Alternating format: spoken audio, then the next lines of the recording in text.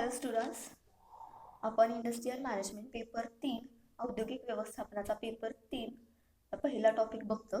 Production function, उत्पादन कार्य. यामध्ये आपण उत्पादन कार्य म्हणजे काय, त्याच्या व्याख्या, त्याचबरोबर उत्पादन कार्याचे घटक कोणते कोणते आहेत, त्यामध्ये नियोजन, संघटन आणि नियंत्रण हे पाहिले. डिटेल्समध्ये आपण चेकआउट केले ते. त्यानंतर उत्पादन नियंत्रण पाहिले. उत्पादन नियंत्रणाची उद्दिष्टे, उत्पादन नियोजन नियंत्रणाचे महत्त्व काय आहे, आणि आता आपण बघत आहोत उत्पादन नियंत्रणाची तंत्रे. ओके, त्यामध्ये माझ्या माहितीनुसार आपण 2 तंत्रे बघितलेत. ते म्हणजे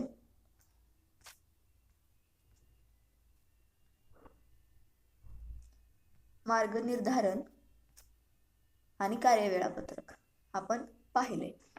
सो आज आपण तिसरं तंत्र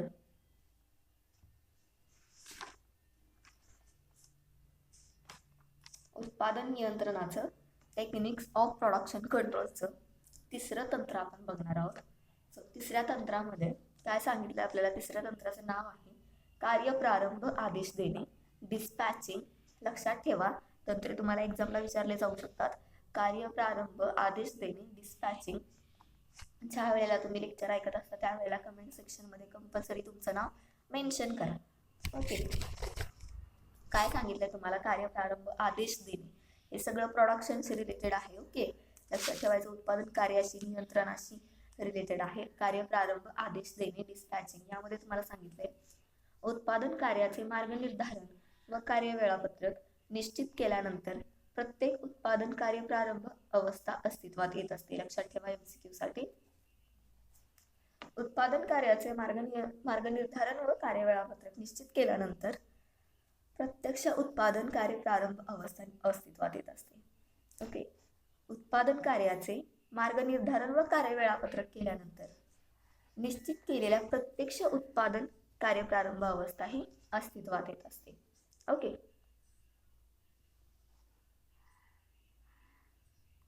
उत्पादन कार्य प्रारंभ अवस्था ही कधी अस्तित्वात येते, ज्या वेळेला उत्पादन कार्याचे मार्ग निर्धारण व कार्य वेळापत्रक निश्चित केलेले असते, त्यावेळेला उत्पादन कार्य प्रारंभ अवस्था अस्तित्वात येत असते. नियोजित मार्ग निर्धारणाप्रमाणे व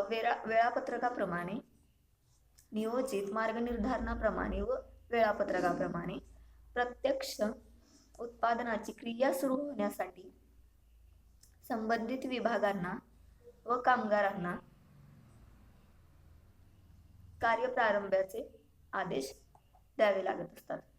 नियोजित मार्ग निर्धारणाप्रमाणे व वेळापत्रकाप्रमाणे ज्या वेळेला प्रत्यक्ष उत्पादनाची क्रिया ही सुरू होत असते, त्यासाठी संबंधित जे विभाग असतील, जे कर्मचारी असतील, कामगार असतील, अधिकारी असतील, त्यांना कार्यप्रारंभाचे आदेश द्यावे लागत असतात. ओके, की तुम्ही कार्यप्रारंभ सुरू करा असं म्हणून त्यांना आदेश द्यावे लागत असतात. सो कार्यप्रारंभ आदेशाशिवाय कार्यप्रारंभ होऊ शकत नाही, कारण कार्यप्रारंभाचा आदेशच जर दिला नाही तर कार्याला प्रारंभ होऊ शकणार नाही.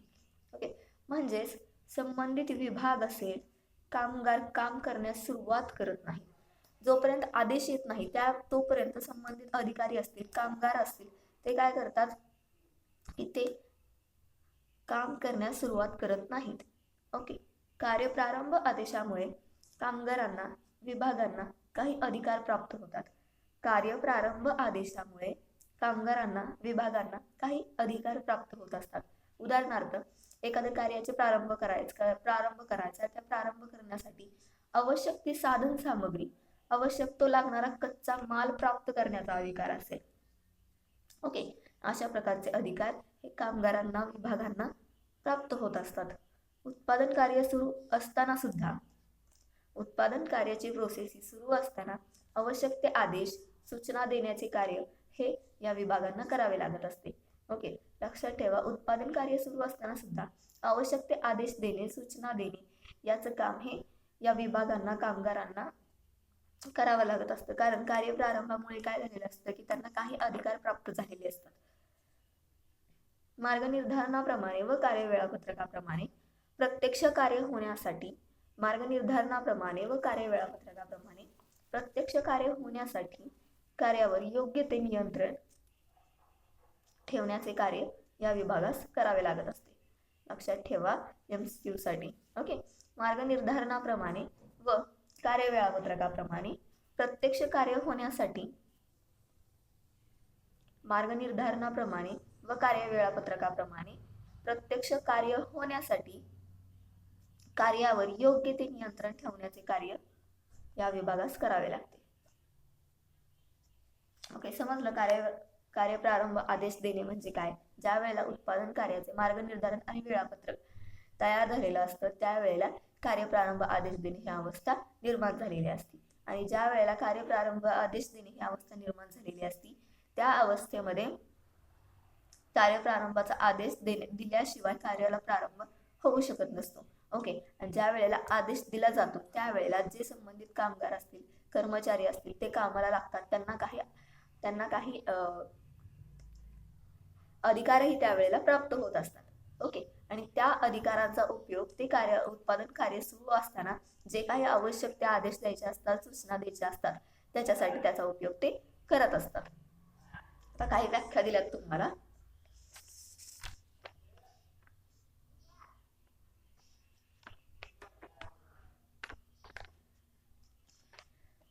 दोन व्याख्या आहेत तुम्हाला. पहिली आहे according to James Lundy and second according to Springle व लॅन्सबर्ग. जेम्स लुंडी यांच्या मते कार्यप्रारंभ म्हणजे काय बघा. कार्यप्रारंभ आदेश देणे म्हणजे पूर्व निर्धारित नियोजनाप्रमाणे उत्पादन कार्य सुरू करण्यासाठी प्रत्यक्ष परवानगी देणे हो. अतिशय बरोबर सांगितलंय त्यांनी. आदेश देणे, कार्याला सुरुवात करा म्हणून आदेश द्यायचा आहे त्यांना. म्हणजे काय करायचंय की अगोदर जे नियोजन केले ते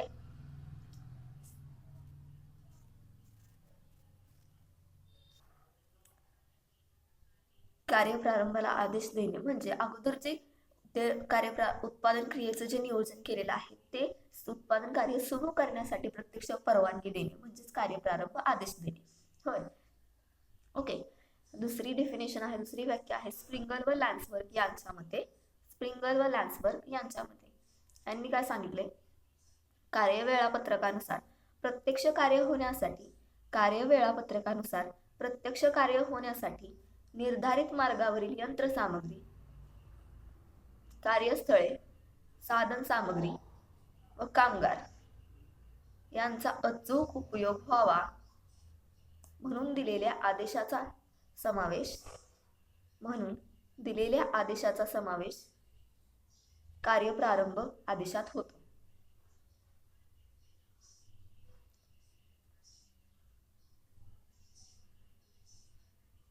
काय सांगितलंय स्प्रिंगल व लॅन्सबर्ग यांनी काय सांगितलंय डेफिनेशन मध्ये, व्याख्येमध्ये, कार्य वेळापत्रकाप्रमाणे किंवा कार्य वेळापत्रकानुसार प्रत्यक्ष कार्य होतंय की नाही. ओके. प्रत्यक्ष कार्य होण्यासाठी निर्धारित मार्गावरील जो काही मार्ग निर्धारित केलेला आहे त्या मार्गावरील यंत्रसामग्री, साधन सामग्री, कार्यस्थळे, कामगार यांचा अचूक प्रमाणे उपयोग होतो आहे की नाही किंवा तो अचूक उपयोग व्हावा म्हणून दिले जाणारे आदेश हे कार्यप्रारंभ आदेशामध्ये समाविष्ट असतात किंवा जे आदेश देतात ते कार्यप्रारंभ आदेशात समावेश केला जातो त्या आदेशाचा. ओके. अशा दोन व्याख्या तुम्हाला सांगितल्या. आपण काय काय पाहिलं, कार्यप्रारंभाचं इंट्रोडक्शन पाहिलं. कार्यप्रारंभ म्हणजे काय, दोन व्याख्या अतिशय सोप्या व्याख्या आहेत आणि सगळे जे पॉइंट्स आहेत ते मिळते जुळते आहेत. कॉमन म्हणजे असे पॉइंट एकसारखे पॉइंट आहेत, फक्त नावं त्यांची चेंज आहेत आणि थोडंफार मिनिंग त्याचं चेंज आहे. नाहीतर सगळे पॉइंट जे असतील ते एकसारखे आहेत आपण असं म्हणू शकतो. आता ज्या काही व्याख्या आहेत त्या व्याख्यावरून आपल्याला काय समजतं की कार्यप्रारंभ आदेश म्हणजे प्रत्यक्ष उत्पादन सुरू करण्यासाठी योग्य ते आदेश देणे होय. लक्षात ठेवा MCQ साठी. कार्यप्रारंभ आदेश म्हणजे प्रत्यक्ष उत्पादन सुरू करण्यासाठी योग्य ते आदेश देणे होय. आता योग्य ते आदेश देणे. ओके. पण ते आदेश कोणत्या विभागांना द्यायचे ते सांगितले का आपल्याला, तर ते सांगितलं नाही. आता ते बघा पुढे, ते आदेश कोणत्या विभागांना द्यायचे.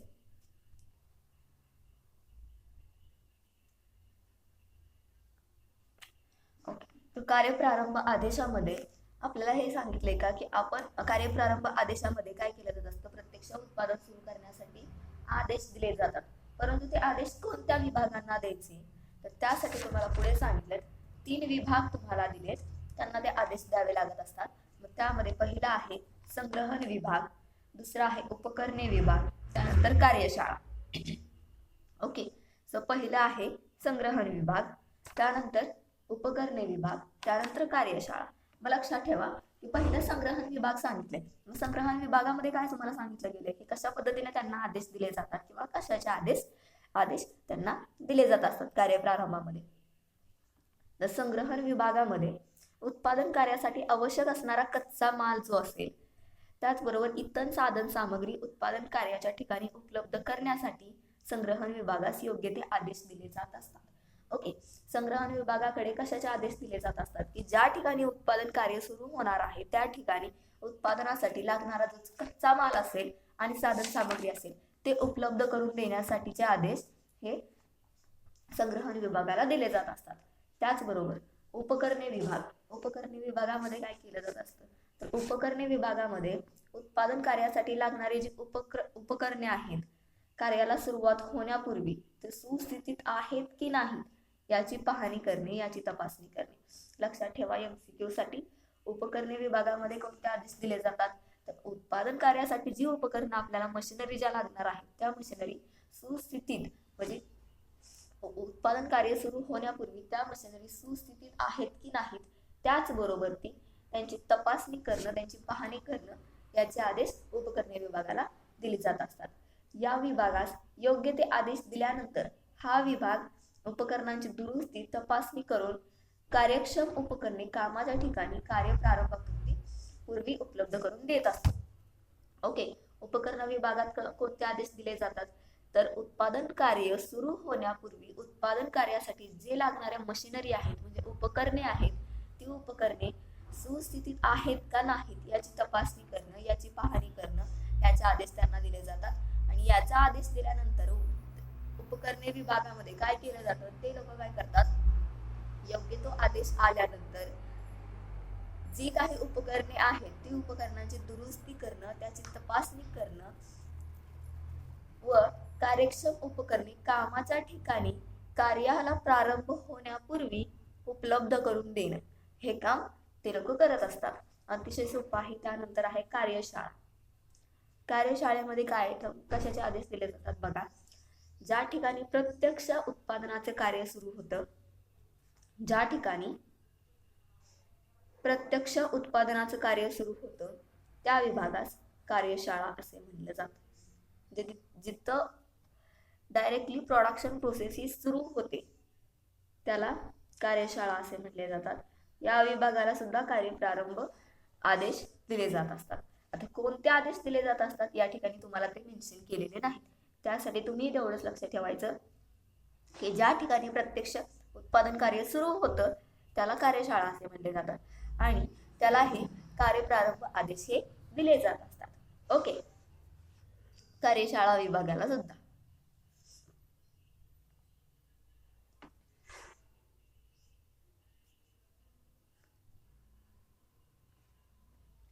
त्यानंतर आहे कार्यप्रारंभ आदेश विभागाची कार्ये. कार्यप्रारंभ आदेश विभागाची कार्ये. आता कार्यप्रारंभ कोणते कोणते आदेश देतं, कोणाकोणाला आदेश देतं हे आपण पाहिले. त्यानंतर कार्यप्रारंभ आदेश देण्याचा जो विभाग असेल, डिपार्टमेंट असेल, त्यांची कोणती कार्य आहेत व्यवस्थापनामध्ये किंवा व्यवसायामध्ये त्यांची कार्य कोणती आहेत ते आपण बघूयात. त्यामध्ये मोठ्या प्रमाणात संस्थेमार्फत कार्यप्रारंभ आदेश देण्यासाठी स्वतंत्र उपविभाग स्थापन केले असतात. आताच मी तुम्हाला सांगितले की सेपरेट डिपार्टमेंट असते. काय सांगितले की मोठ्या प्रमाणात संस्थांमध्ये कार्यप्रारंभीचे आदेश देण्यासाठी स्वतंत्र उपविभाग स्थापन केले जातात. या विभागाच्या प्रमुखास आदेशक डिस्पॅचर असे म्हणतात. लक्षात ठेवा MCQ साठी. कार्यप्रारंभ आदेश विभागाच्या प्रमुखास आदेशक असे म्हणले जाते. त्याचबरोबर आदेशक म्हणजे कार्यप्रारंभाचे आदेश संबंधित विभागांना देणारा अधिकारी होय. आदेशक म्हणजे, लक्षात ठेवा हे सुद्धा MCQ साठी, आदेशक म्हणजे कार्यप्रारंभाचे आदेश संबंधित विभागांना देणारा अधिकारी होय. या विभागामार्फत संग्रहण, उपकरणे, कार्यशाळा, या विभागामार्फत संग्रहण, उपकरणे, कार्यशाळा इत्यादी विभागांना कार्यप्रारंभ आदेश दिले जातात. इत्यादी विभागांना कार्यप्रारंभ आदेश दिले जातात. आदेशक आपल्या विभागाअंतर्गत कार्यप्रारंभ आदेशासंदर्भात, ते आदेशक जे असतात ते आपल्या विभागाअंतर्गत कार्यप्रारंभ आदेशासंदर्भात कोणती कार्य करतात हे आपण आता पाहणार आहोत.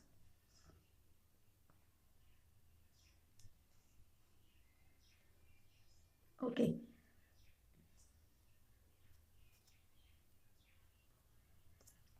काय पाहिलं आपण की कार्यप्रारंभ आदेश विभागाच्या प्रमुखास आदेशक असे म्हणतात.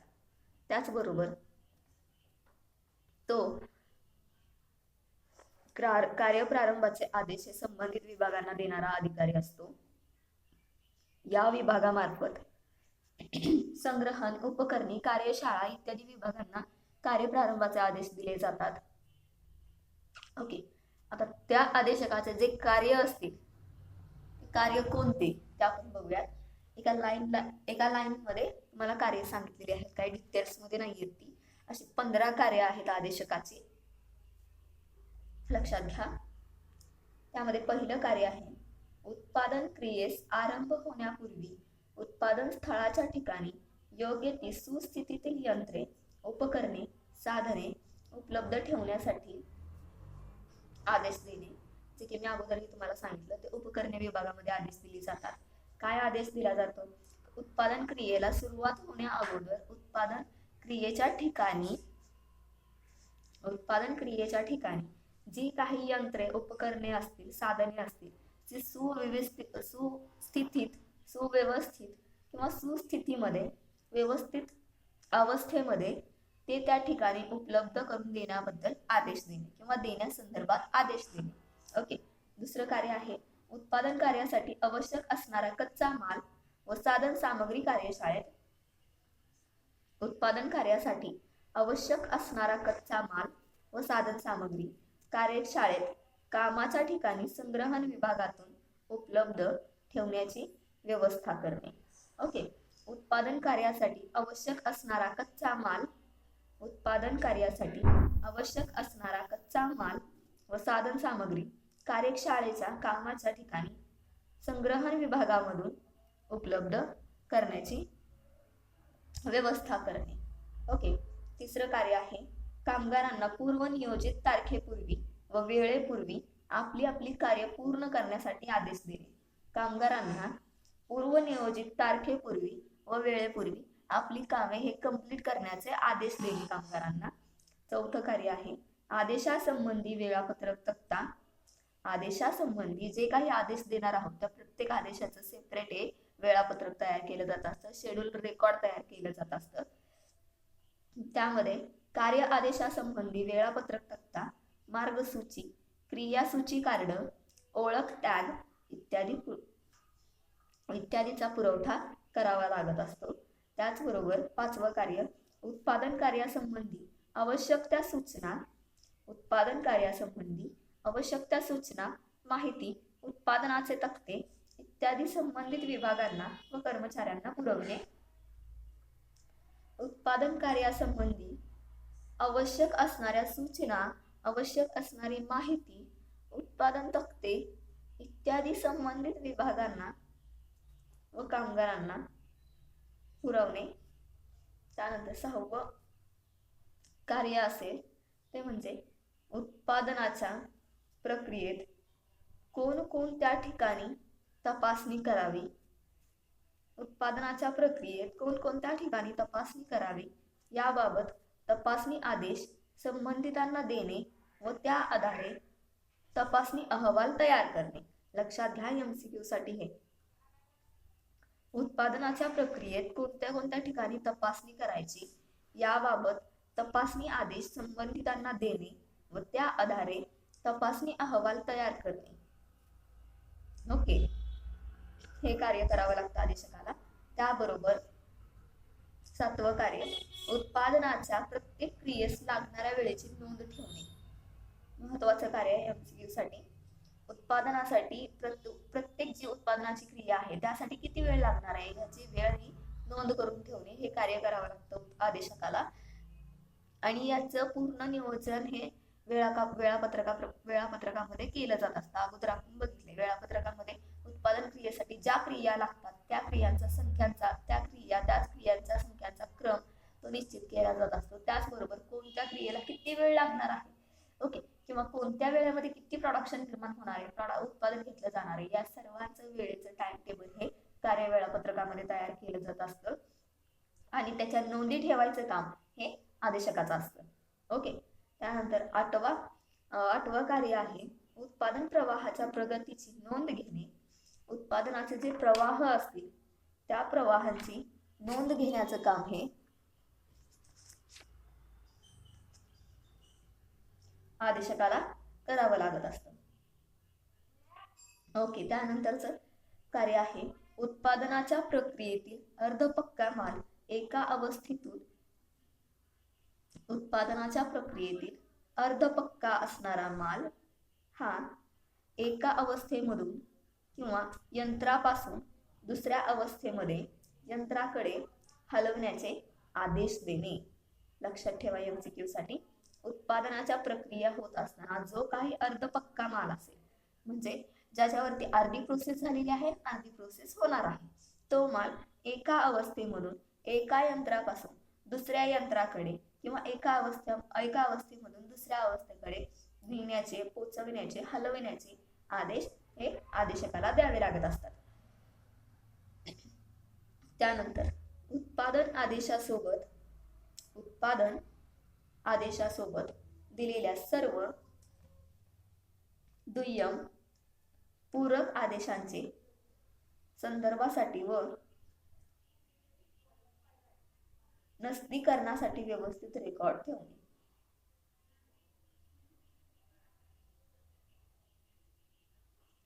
उत्पादन आदेशासोबत जे काही दुय्यम पूरक आदेश दिले जातात त्यांचे काय करायचं, रेकॉर्ड मेंटेन करायचं.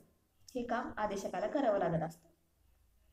ओके, त्यानंतरचं 11वं कार्य आहे आदेशकाचं मार्गनिर्धारण विभाग व कार्य वेळापत्रक विभाग यांच्यात योग्य तो समन्वय साधून त्यांच्यात दुवा किंवा मध्यस्थ म्हणून कार्य करणं.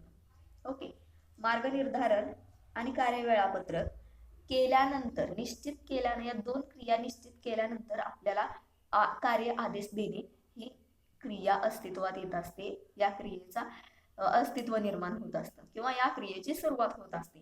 तर या दोन क्रियांमध्ये कोणत्या दोन क्रिया एमसीक्यू साठी लक्षात ठेवा, मार्गनिर्धारण विभाग आणि कार्य वेळापत्रक विभाग, या दोन विभागामध्ये आदेशक हा मध्यस्थ म्हणून काम करत असतो. ओके, त्यानंतर 12वं कार्य उत्पादन कार्यातील विविध क्रिया सामग्रीबाबत योग्य ते मार्गदर्शन करून त्यावर प्रभावी नियंत्रण ठेवणे. एमसीक्यू साठी महत्वाचं आहे, लक्षात ठेवा हे सुद्धा. उत्पादन कार्यातील विविध क्रिया सामग्रीबाबत योग्य ते मार्गदर्शन करून त्यावर प्रभावी नियंत्रण ठेवायचं काम आदेशक करत असतो. ओके, त्यानंतरचं 13वं कार्य आहे आदेशकाचं प्रत्यक्ष झालेल्या उत्पादन कार्याची प्रमाणाची नोंद करणे व त्याचे अहवाल पाठवणे. ओके, प्रत्यक्ष जे कार्य झालेले आहे उत्पादनाचे त्याचे रेकॉर्ड मेंटेन ठेवणं आणि त्याचा रिपोर्ट हा पाठवणं, म्हणजे त्या कार्यांची प्रमाणाची नोंद ठेवायची आणि त्याचे अहवाल तयार करून ते पाठवायचे. एमसीक्यू साठी हे महत्वाचं आहे, लक्षात ठेवा. त्यानंतर 14वं कार्य असेल ते म्हणजे विशिष्ट वस्तू तयार करण्यासंबंधी आदेश देणे. ज्या काही विशिष्ट वस्तू असतात म्हणजे ग्राहकांच्या आदेशानुसार, ग्राहकांच्या स्पेशल आदेश म्हणता येईल त्याला, विशेष आदेश. ओके, ग्राहकांच्या विशेष मागणीनुसार त्या वस्तू तयार केल्या जात असतात आणि त्या वस्तू ह्या ठराविक कालावधीमध्ये तयार केल्या जातात आणि त्या वस्तू तयार करण्याचा आदेश हे आदेशकाला द्यावे लागत असतात. ओके. त्यानंतर शेवटचं 15वं कार्य आहे यंत्रे व कार्यकेंद्राची कार्य निश्चित करणे. यंत्र व कार्यकेंद्राची कार्य निश्चित करणे.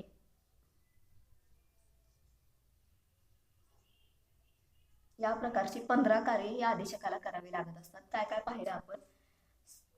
कार्यप्रारंभ म्हणजे काय, त्याच्या व्याख्या पाहिल्या. ते कार्यप्रारंभ आदेश विभाग कोणत्या कोणत्या विभागांना आदेश देतो ते पाहिलं. त्यानंतर कार्यप्रारंभ आदेश विभागाचा जो प्रमुख असतो आदेशक, त्याची कार्य किती आहेत, कोणती आहेत ते पाहिली. 15 कार्य आहेत त्याची, एका लाईन मध्ये दिलेली आहेत. ओके. त्यानंतरचा पॉइंट आपण बघणार आहे तो म्हणजे कार्यप्रारंभ आदेश विभागाचे संघटन. एका पॉइंट मध्ये खूप पॉइंट आहेत तुम्हाला. बघा आता, कार्यप्रारंभ आदेश विभागाचे संघटन.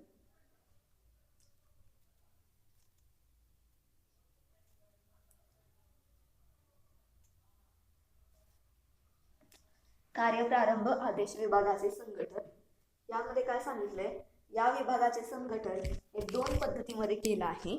लक्षात घ्या. कार्यप्रारंभ आदेश विभागाचे संघटन किती प्रकारामध्ये केले, तर 2 प्रकारामध्ये केले. त्यामध्ये पहिला प्रकार आहे त्याचा केंद्रित संघटन, दुसरा प्रकार आहे विकेंद्रित किंवा विभागीय संघटन. ओके. पहिला प्रकार कोणता आहे, केंद्रित संघटन. दुसरा प्रकार आहे विभागीय किंवा विकेंद्रित संघटन. आता केंद्रित संघटन यामध्ये तुम्हाला काय सांगितलंय, एमसीक्यू साठी पॉइंट याच्यामध्ये असणार आहेत, लक्षात ठेवायचं.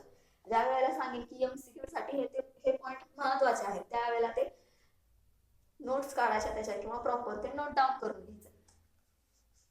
ओके. केंद्रित संघटनामध्ये जेव्हा उत्पादन कार्य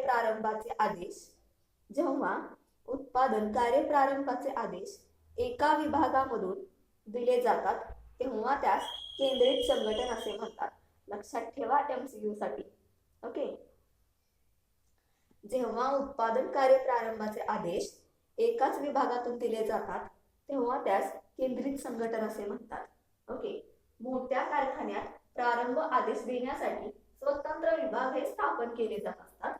मोठमोठे जे कारखाने असतात त्यामध्ये कार्यप्रारंभाचे आदेश देण्यासाठी ते आदेश वेगवेगळ्या विभागांना द्यावे लागत असतात. त्यासाठी वेगवेगळे विभाग हे स्थापन केले जात असतात.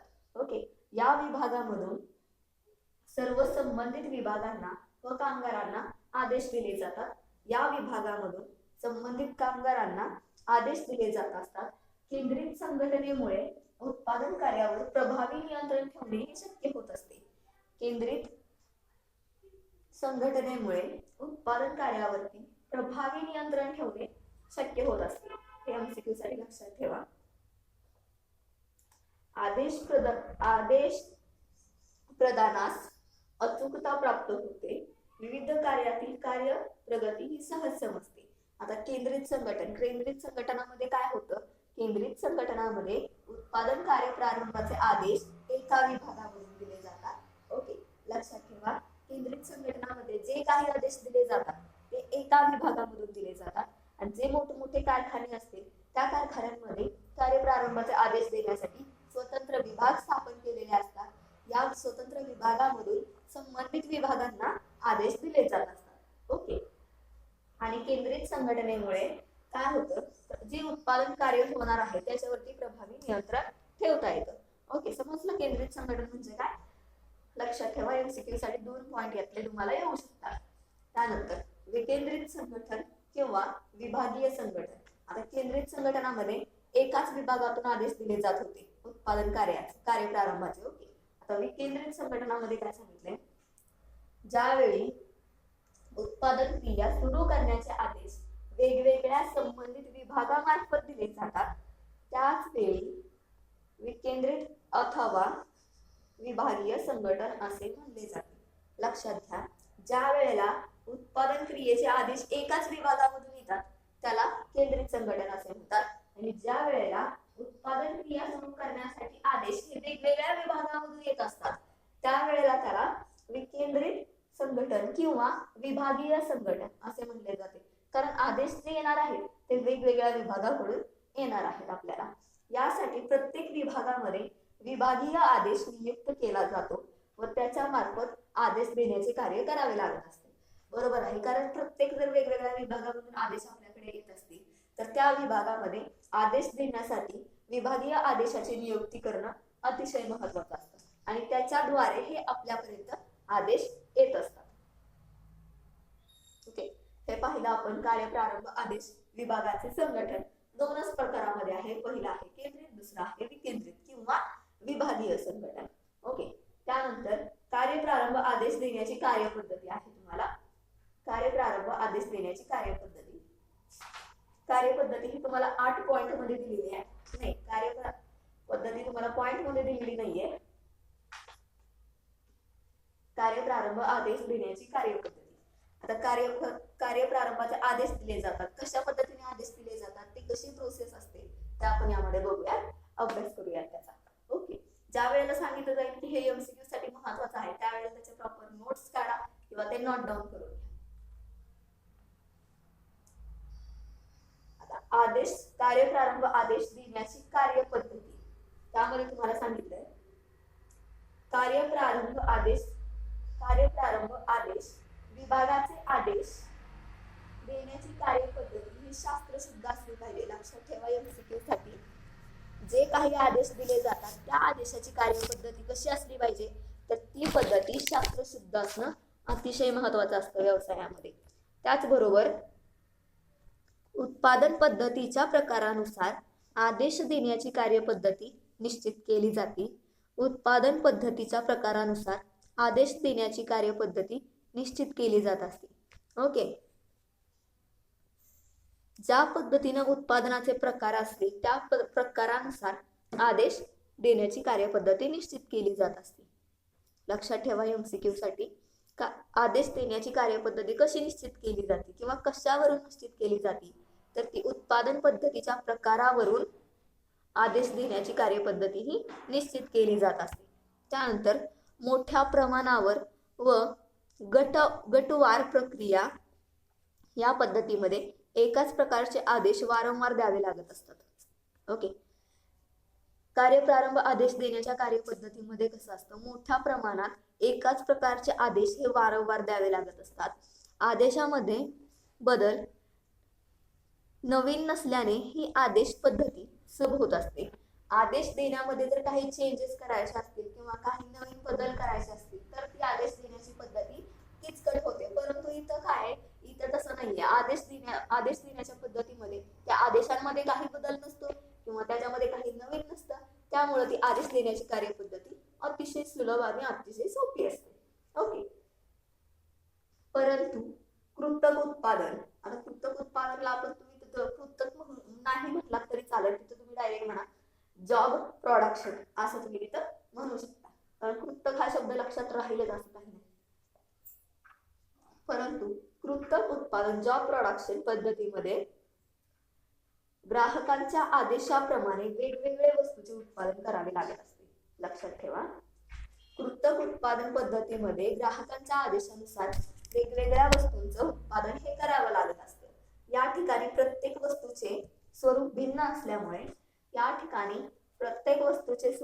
भिन्न असल्यामुळे आदेशाच्या स्वरूपात बदल होत असतो. ओके, आदेशाच्या स्वरूपात बदल कधी होतो, ज्या वेळेला ग्राहकांच्या आदेशानुसार वेगवेगळ्या वस्तू तयार कराव्या लागत असतात त्यावेळेला आदेशामध्ये बदल होतो, नाहीतर बदल होत नाही आदेशामध्ये. ओके, प्रत्येक वस्तूसाठी स्वतंत्र आदेश द्यावे लागत असतात, त्यासाठी स्वतंत्र आदेश पत्रक हे तयार करावं लागत असतं. ओके, त्यानंतर कार्यप्रारंभाच्या आदेशाचे पालन, कार्यप्रारंभाच्या आदेशांचे पालन परिणामकारकपणे शक्य व्हावे म्हणून प्रत्येक विभागात प्रत्येक क्रियेसाठी एक कार्य आदेश बोर्ड ठेवलेला असतो. लक्षात ठेवा, एमसीक्यू साठी कार्यप्रारंभाच्या आदेशाचे पालन हे परिणामकारक व्हावं म्हणून प्रत्येक विभागामध्ये प्रत्येक क्रियेसाठी एक कार्य आदेश बोर्ड ठेवलेला असतो. त्याचबरोबर किंबाल व किंबाल यांनी या कार्य आदेश बोर्डास आदेश पेटी असं म्हणलंय. लक्षात ठेवा एमसीक्यू साठी एक कार्य आदेश बोर्ड याला किंबाल व किंबाल यांनी काय म्हणलेलं आहे, तर त्यांनी त्याला आदेश पेटी ऑर्डर बॉक्स असं म्हणलेलं आहे. या बोर्डला किंवा या पेटीला 3 कप्पे असतात. कशा प्रकारचे आदेश देण्याची पेटी ही कशा प्रकारची असते, त्याला 3 कप्पे असतात. पहिल्या कप्प्यामध्ये चालू असलेल्या कामाबद्दल आदेश ठेवलेले असतात. दुसऱ्या कप्प्यात पुढील जे काम करायचं आहे त्याचे आदेश क्रमाने ठेवलेले असतात. आणि तिसऱ्या कप्प्यात असे आदेश असतात की या आदेशांची पूर्तता करण्यासाठी लागणारी सामग्री संबंधित विभागास मिळालेली नसते. बघा लक्षात ठेवा. कार्यप्रारंभ आदेशाचे पालन हे परिणामकारक व्हावे यासाठी प्रत्येक विभागामध्ये एक कार्य आदेश बोर्ड ठेवलेला असतो. किंबाल व किंबाल यांनी या कार्य आदेश बोर्डास काय म्हणलंय, आदेशाची पेटी असं म्हणलंय. त्या पेटीला 3 कप्पे असतात. 3 कप्प्यामध्ये पहिल्या कप्प्यामध्ये जे सध्याचे काम चालू आहे त्याबद्दल जे आदेश दिले जातात ते आदेश पहिल्या कप्प्यामध्ये ठेवले जातात. दुसऱ्या कप्प्यामध्ये पहिल्या आदेशानंतर जे दुसरे काम करणार आहेत त्या कामाचे आदेश दुसऱ्या कप्प्यामध्ये ठेवले जातात. आणि तिसऱ्या कप्प्यामध्ये असे आदेश ठेवलेले असतात की त्या आदेशाची पूर्तता करण्यासाठी म्हणजे ते काम करण्यासाठी जी साधन सामग्री कामगारांकडे हवी आहे ती त्यांच्याकडे उपलब्ध नसते. असे आदेश म्हणजे पूर्ण न होणारे आदेश तिसऱ्या कप्प्यामध्ये ठेवलेले असतात. ओके. त्याच्यानंतर आपण बघणार आहे कार्यप्रारंभ आदेश देण्याचे फॉर्म्स.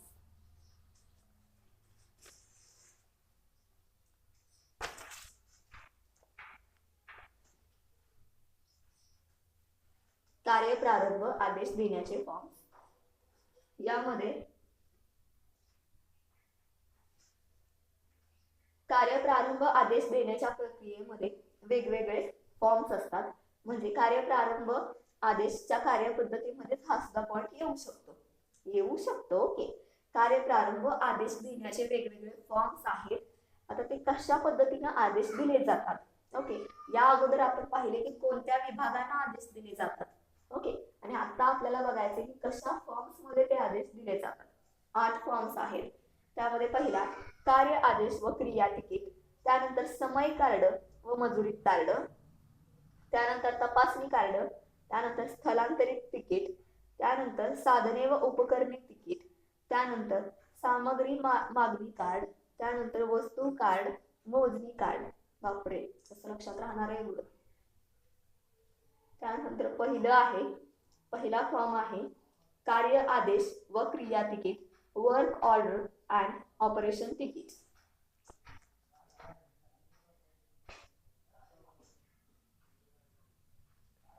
यामध्ये काय सांगितले तुम्हाला, पहिला फॉर्म लक्षात ठेवा कार्य आदेश व क्रिया तिकीट. यामध्ये काय सांगितले, संबंधित विभागास व कामगारांना कार्य क्रिया सुरू करण्याचे आदेश देण्यासाठी कार्य आदेश किंवा क्रिया तिकीट या फॉर्मचा उपयोग केला जातो. आता लक्षात ठेवायचं पॉइंटचं नाव काय आहे, कार्य आदेश व क्रिया तिकीट. याचा उपयोग कशासाठी केला जात असतो, तर कामगारांना विभागांना क्रिया सुरू करण्यासाठी आदेश द्यावा लागतो आणि त्या आदेशासाठी या फॉर्मचा उपयोग केला जातो. दुसरा पॉइंट आहे समय कार्ड व मजुरी card, time card and wage card. Okay. त्यामध्ये प्रत्येक कामगारास विशिष्ट कार्य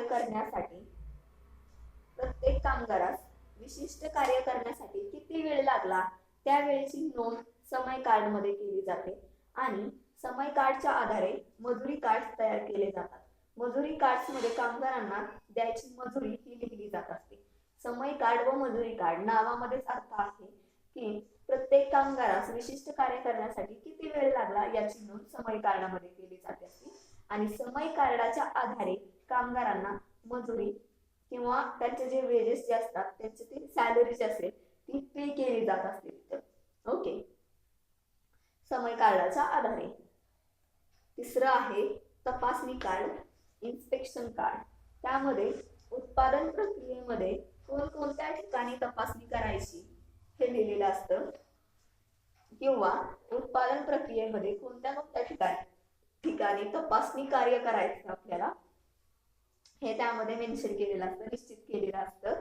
त्याचबरोबर तपासणी तिकिटावरून किती वस्तूची तपासणी केली आणि त्यापैकी किती वस्तूंनी अपेक्षित दर्जा साध्य केला, किती वस्तू बाद झाल्या हे समजतं. तपासणी कार्डामध्ये काय केलं जात असतं की उत्पादन प्रक्रियेमध्ये किती ठिकाणी आपल्याला तपासणी करायची हे ठरवलं जातं. त्याचबरोबर तपासणी तिकिटावरून किती वस्तूंची तपासणी झाली, त्यामध्ये किती वस्तू ही अपेक्षित दर्जाने साध्य ठरल्या आणि किती वस्तू ह्या बाद झाल्या किंवा किती वस्तू चांगल्या निघाल्या आणि किती वस्तूंचं नुकसान झालं हे तपासणी तिकिटामध्ये किंवा तपासणी कार्डामध्ये नोंद केलं जात असतं. तपासणी कार्डाद्वारे ते आपल्याला इझिली सोप्या क्रियेमधून ते आपल्याला समजून जातं. ओके. त्यानंतर स्थलांतरित तिकीट, मूव्ह तिकीट. ओके. यामध्ये कच्च्या मालाचे रूपांतर पक्क्या मालात करण्यासाठी त्यावर विविध क्रिया विविध विभागात व यंत्रावर कराव्या लागतात. स्थलांतरित तिकीट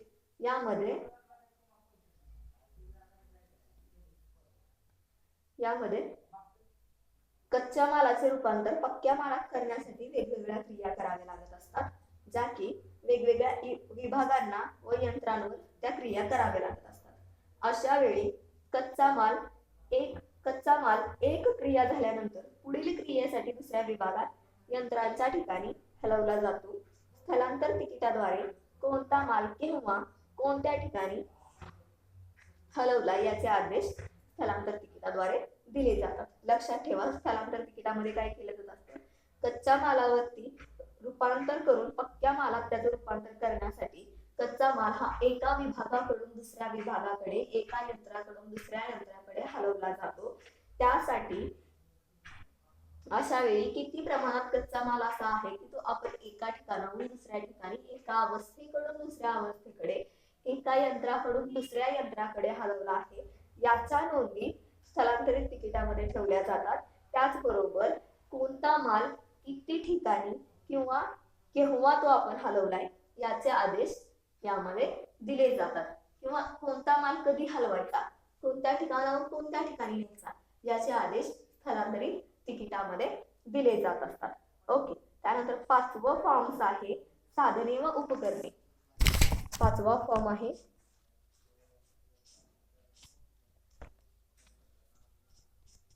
साधने व उपकरणे ticket, equipment and instrument ticket. Okay. यामध्ये उत्पादन कार्य करण्यासाठी लागणारी उपकरणे,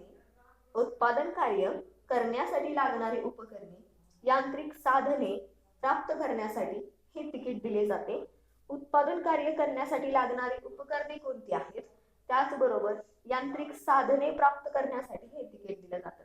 लक्षात ठेवा, साधने व उपकरणे तिकिटामध्ये उत्पादन कार्य करण्यासाठी जी काही आपल्याला साधने लागणार आहेत, उपकरणे लागणार आहेत, ते प्राप्त करण्यासाठी हे तिकीट दिले जात असतं व्यवसायामध्ये. त्यानंतर सहावं फॉर्म्स आहे तो म्हणजे सामग्री मागणी कार्ड. ओके. सामग्री मागणी कार्ड, सामग्रीमध्ये साधने किंवा उपकरणे येणार नाही, त्यामध्ये मटेरियल येणार. ओके. Material request card. यामध्ये कच्चा माल व इतर सामग्री प्राप्त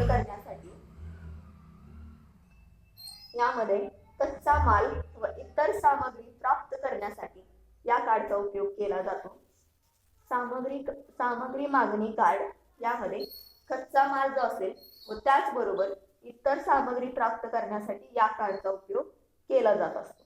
सामग्री मागणी कार्डचा उपयोग कशासाठी केला जात असतो, कच्चा माल प्राप्त करण्यासाठी किंवा इतर सामग्री जी असेल उत्पादनासाठी लागणारी ते प्राप्त करण्यासाठी सामग्री मागणी कार्डचा उपयोग केला जात असतो.